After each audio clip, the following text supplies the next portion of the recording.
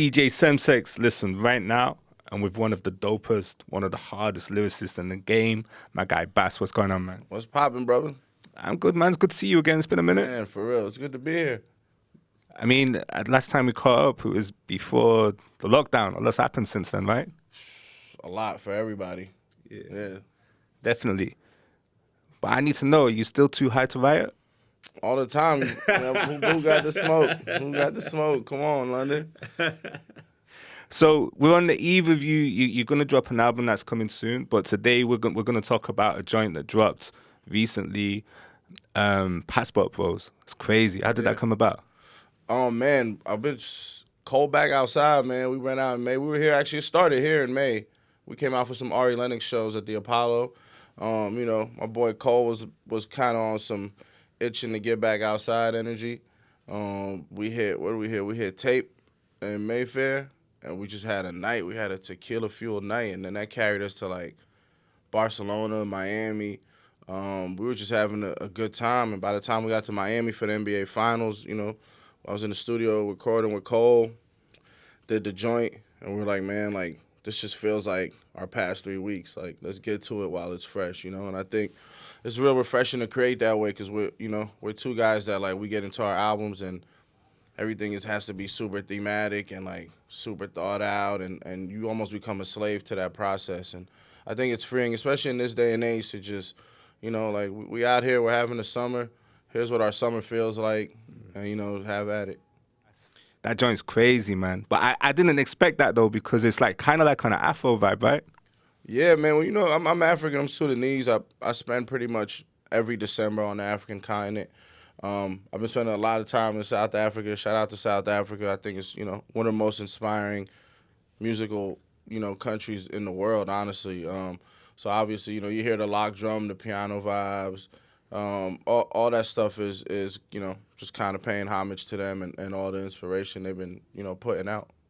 So, I mean, how do you sell that to Cole? Because, Cole, hard rapper, I know he does different styles and everything else, but that's kind of like, it's like the I'm a piano vibe. It's like, it's kind of different to like what normally goes on. And it's kind of crazy because it came out the same week that Travis Scott's kind of doing like the reggaeton vibe and everything. It's like, yo, are you guys going more global?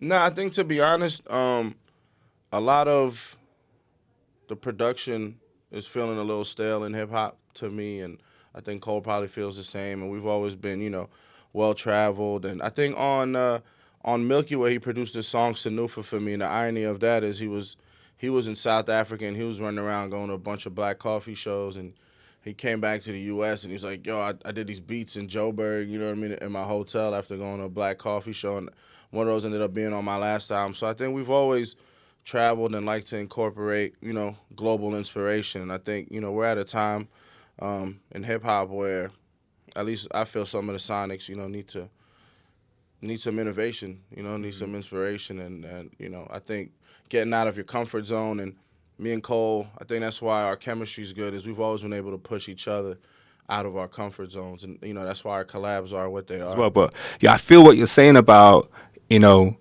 needing to be a change-up. And it's crazy how the Afrobeats vibe is it's really like, it's come up differently. Like, you got Burner, David, and Wiz, like they're selling out stadiums out here. I know they're doing a lot in the US.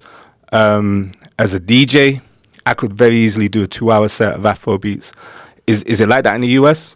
Yeah, absolutely. Obviously, there's hubs where the diaspora is a little more present. I feel like London's such a global city.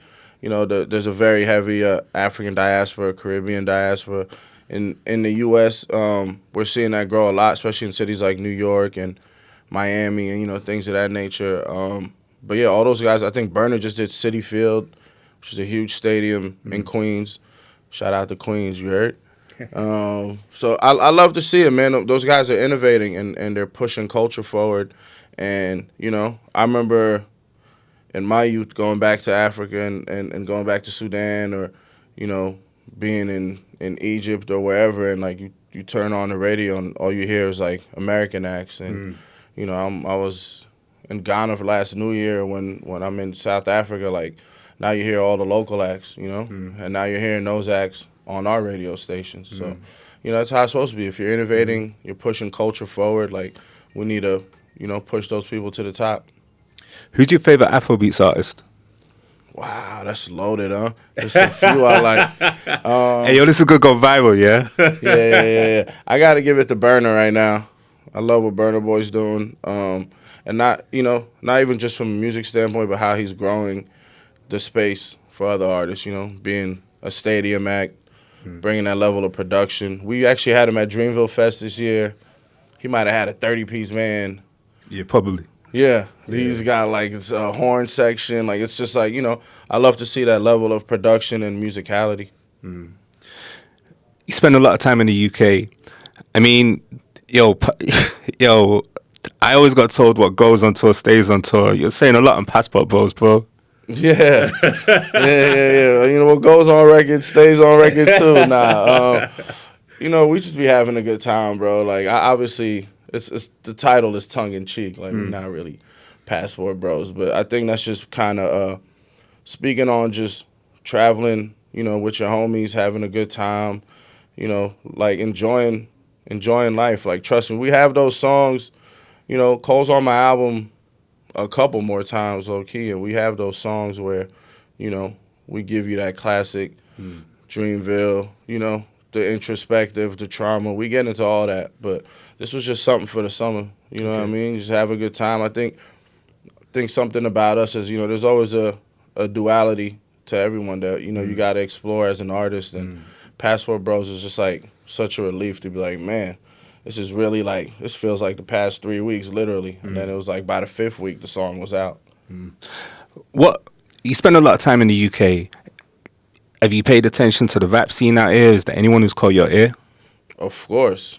I love Dave. I think he's incredible.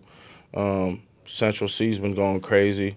Obviously there's probably guys that we get like a limited access. I think my third favorite British rapper is Drake when he gets on his British joints. I love all those freestyles. I like everything I hear. I really think the UK is one of those countries that's actually innovating and pushing sonics forward. As far as what you guys did with drill, and then how the Brooklyn guys incorporated that and the Bronx guys, incorporate that. And everybody's kind of making it their own. But, obviously it starts with what happened here. And that's been one of the biggest, innovations in hip-hop probably since trap. You know what I mean? And so, I got to tip my hat to that.